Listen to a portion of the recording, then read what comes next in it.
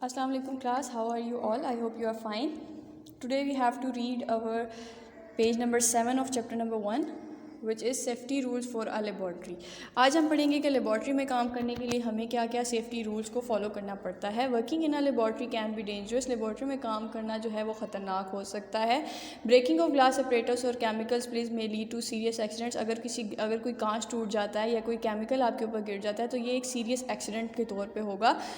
Safety rules and regulations are made to avoid this accidents. Safety rules बनाए जाते हैं ताकि इन एक्सीडेंट से बचा जा सके. Follow the safety rules below while working in a laboratory. आपको ये फॉलोइंग जो सेफ्टी रूल्स बताए गए हैं आपको इनको फॉलो करना चाहिए ताकि आप लोग इस तरह के एक्सीडेंट से लेबॉर्ट्री में काम करते हुए बच सकें.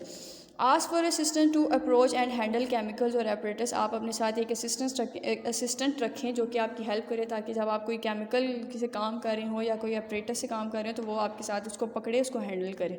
Keep the laboratory clean. Toxic chemicals in the surroundings में हार्म यू और affect the result of the study.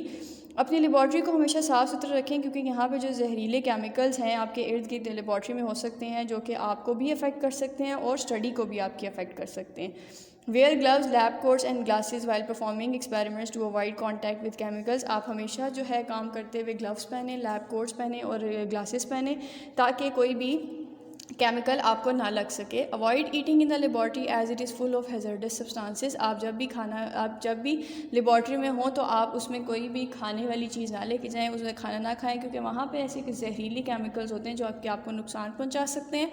Wash hands after finishing your work to get rid of any possible germs और detrimental substances. आप कोई भी काम कर रहे हों उसके बाद आप अपने हाथ ज़रूर धोएं क्योंकि पॉसिबल होता है कि जब आप केमिकल से काम कर रहे हो तो वो केमिकल्स आपके हाथों पर लग जाए या कोई जर्म्स लग जाए जो कि आपको बाद में नुकसान पहुंचाएगा. Points to remember. Science is the knowledge about universal facts and truth. Science जो है वो ऐसी नॉलेज है जो कि हमें यूनिवर्सल फैक्ट, हमारी दुनिया के फैक्ट्स और सच्चाई के बारे में बताता है. A scientific method of investigation is a series of steps to solve a particular problem. Scientific method of investigation एक ऐसे स्टेप्स हैं जो कि रिसर्च को करने के लिए पूरे सॉल्व किए जाते हैं. Laboratory operators help the scientist to perform experiment. Laboratory operators जो है वो साइंटिस्ट को हेल्प करते हैं ताकि वो कोई एक्सपेरिमेंट परफॉर्म कर सके. The microscope is the most commonly use operators in biological laboratories. Microscope जो है वो सबसे ज़्यादा काम किए जाने वाला ऑपरेटर्स होता है बायोलॉजिकल लेबॉर्ट्रीज़ में. Laboratory rules are mean to avoid accident in laboratories. Laboratory rules इसलिए बनाए जाते हैं ताकि लेबॉर्ट्रीज़ में किसी किस्म के भी एक्सीडेंट्स ना हों. ये यहीं तक है. इसके बाद आप लोग आ जाए डेफिनेशंस पे.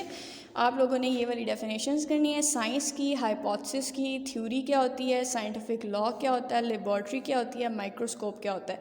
ये वाली डेफिनेशंस आप लोगों ने सारी लर्न करनी है. ठीक है, ये जितनी डेफिनेशंस हैं ये वाली आप लोगों ने सारी लर्न करनी है. उसके बाद आप लोगों ने आज नोटबुक पे जो काम करना है वो मैं आप लोगों को बता देती हूँ. Answer the questions briefly. आप लोगों ने ये जो ब्रीफली क्वेश्चंस हैं ये सारे करने हैं. Define science. Describe functions of an evaporating dish and test tube in a laboratory. How is a hypothesis different from a theory? What is the purpose of a microscope and why it is not advised to eat in laboratories? ठीक है, आप लोगों ने ये भी करने हैं. अब मैं आप लोगों को इसके आंसर्स बता देती हूँ.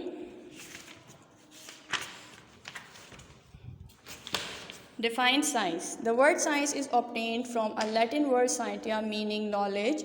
Science is a systematic and logical approach to gaining knowledge of the universe. Okay. Question number 2 is describe function of an evaporating dish and test tube in a laboratory. It is used for evaporation of a liquid from a solution. Test tube. It is used for containing and heating small amount of substances. How is a hypothesis different from a theory?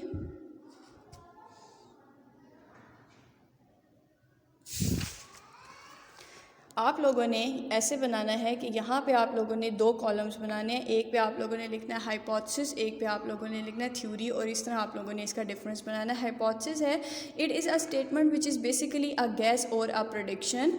If the result of experiment support the hypothesis it becomes a theory. और theory क्या है कि an explanation that is based on observation, experimentation and reasoning. Theory is tested again and it becomes a scientific law. आप लोगों ने यहाँ दरमियान में लाइन लगानी है. यहाँ पे हाइपोथेसिस का कॉलम होगा, यहाँ पे थ्योरी का कॉलम होगा. उसके बाद क्वेश्चन नंबर 4 आ जाता है. What is the purpose of a microscope. इसका आंसर है the basic purpose of a microscope is to enlarge the image of a small object that can not be seen with the naked I.